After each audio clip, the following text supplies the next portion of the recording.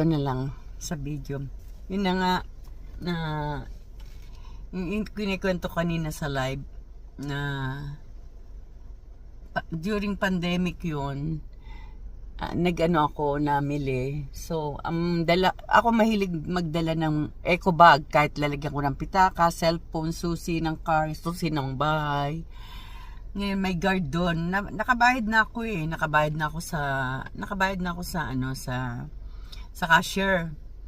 So yung dala kong eco bag is transparent, nakikita yung kulay. Ang kulay nung alcohol, yung green ba, yung galing diyan sa ating green. Meron dong yung sabon na Palmolive kakulay. Hinarang niya ako, sabi niya, "Can I check your bag?" Sabi ko, "Why? It's something wrong?" Sabi ko. Chinek talaga niya. Tapos sinanap niya yung kung meron silang product na ganun. Siyempre, nasaktan ako. Bakit kailangan ganunin niya? Na mukha ba akong shoplifter? Kung ako'y naka-eco bag lang. Ngayon binalikan ko siya. Dinala ko yung bag, yung mga pinamili ko muna sa pero pina-check ko lahat. Nung sabi ko, nagsalita ako na hindi dapat ako magsalita ng ganon. Dahil hindi nga maganda. Sinabi ko doon sa hindi, nag-pandemic, yung mga tao nakakuha, kami hindi. Wala kaming ayuda.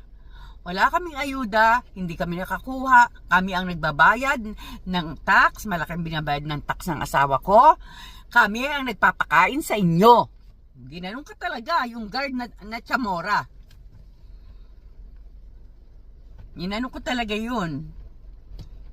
Hindi pwede yung ganon. Sabi ko, hindi ko sisirain ang sarili ko lang na para kumuha lang magnakaw ng isang bagay na kaya ko naman bilhin.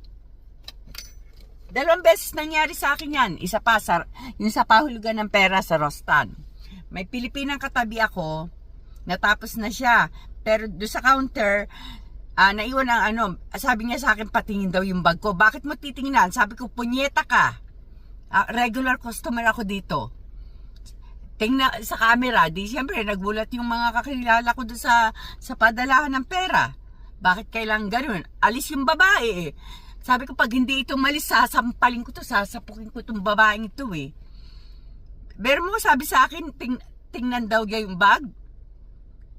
Sabi ko, mukha ba ako magnanakaw? Talaga pag makita ko lang yung babaeng yun talaga.